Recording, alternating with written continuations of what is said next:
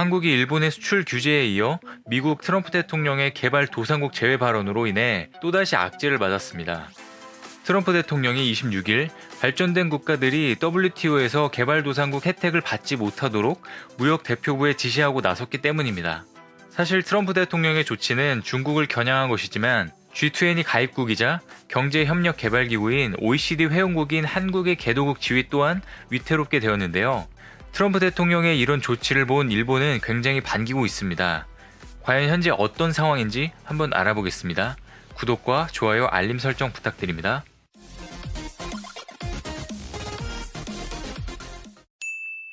안녕하세요. 세상 모든 잡다한 지식을 알려드리는 잡시광입니다.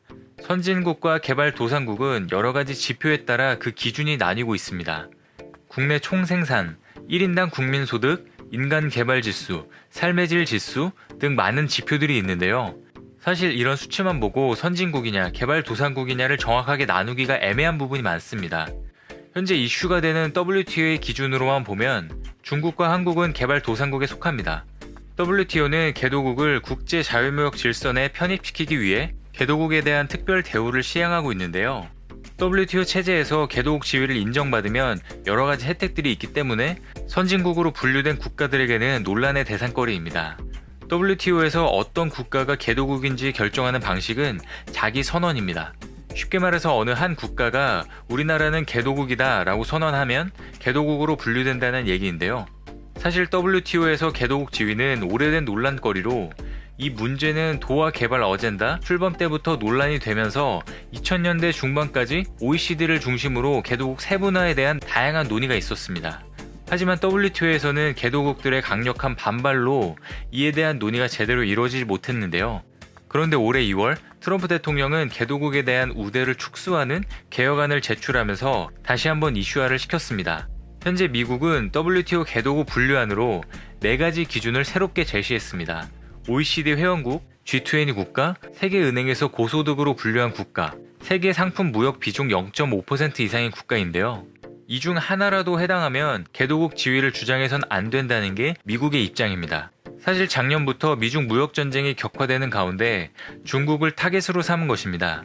2001년 WTO에 가입한 중국은 경제 규모의 비약적인 발전에도 불구하고 여전히 스스로 개도국이라고 주장하며 WTO 체제 아래에서 특혜를 누리고 있습니다. 트럼프 대통령이 무역 대표부에 지시한 내용도 상당 부분 중국에 해당하는 내용인데요. 트럼프 대통령은 미국이 제시한 기준 4가지에서 중국은 2가지에 해당하고 미국 다음으로 GDP가 큰 국가인데도 불구하고 아직 개도국으로 남아있다는 것을 강하게 비판했습니다. 하지만 트럼프의 화살은 중국에게만 향한 것이 아닙니다. 한국, 멕시코, 터키 등도 미국이 제시한 조건에 해당되면서 개도국 지정이 부적절한 나라로 언급이 되었는데요. 특히나 한국은 4가지 기준에 모두 해당되고 있습니다. 한국은 1999년 OECD에 가입할 당시 선진국임을 선언하라는 요청을 받았지만 농업 분야에서 미칠 영향을 우려해 농업을 제외한 분야에서 개도국 특혜를 주장하지 않기로 합의하고 개도국으로 남았습니다. 만약 한국이 개도국 지위를 유지하지 못하게 된다면 우대 조항 역시 적용받지 못하게 된다는 것을 의미하는데요. 예를 들어 현재 쌀에 513%의 관세를 붙여서 100원어치 수입쌀을 국내에선 613원에 팔고 있지만 일반 품목이 되면 관세가 대폭 낮아져 154% 관세 수준이 되면 254원에 팔 수 있게 됩니다. 일각에서는 관세 하락으로 수입산 농산물이 대거 풀려서 국내 농업이 기반을 잃을지도 모른다는 식량 안보 위기론까지 제기되는 상황입니다.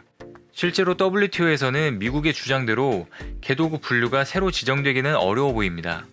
WTO 국가들 모두에게 동의를 얻어야 하는데 중국을 중심으로 한 개도국들의 반발이 심할 것으로 예상되기 때문인데요. 하지만 트럼프 대통령은 WTO가 90일 내로 이 문제와 관련해 진전이 없을 경우 미국은 이들 국가에 대한 개도국 대우를 일방적으로 중단하겠다고 밝혀서 논란이 되고 있습니다. 이 때문에 한국은 당분간 WTO 개도국 지위를 유지한다고 해도 미국 측이 단행할 조치에 대비를 해야 하는데요. 이런 상황에 일본은 별말 없이 미국의 행동을 반기고 있습니다. 이전에 후쿠시마 수산물 수입 금지 패소 판결로 줄곧 WTO 개혁을 주장하던 일본은 미국의 이번 조치로 인해 WTO 개혁에 점점 더 가까워지게 되었습니다. 현재 WTO는 미국과 일본 등에게 계속 압박을 받으면서 위기를 맞고 있습니다.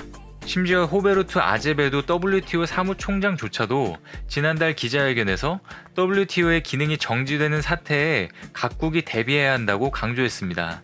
그 이유는 무역 분쟁에서 법원의 최종심 역할을 하는 상소기구의 공석을 채우는 문제가 계속 지연되면서 12월이면 사실상 심리를 할 수 없기 때문인데요. 일각에서는 미국이 90일 이후 독자적으로 개독 대우를 중단한다면 WTO 체제는 24년 만에 크게 흔들려 무력화될 수도 있다고 우려를 표하고 있습니다. 시청해주셔서 감사합니다.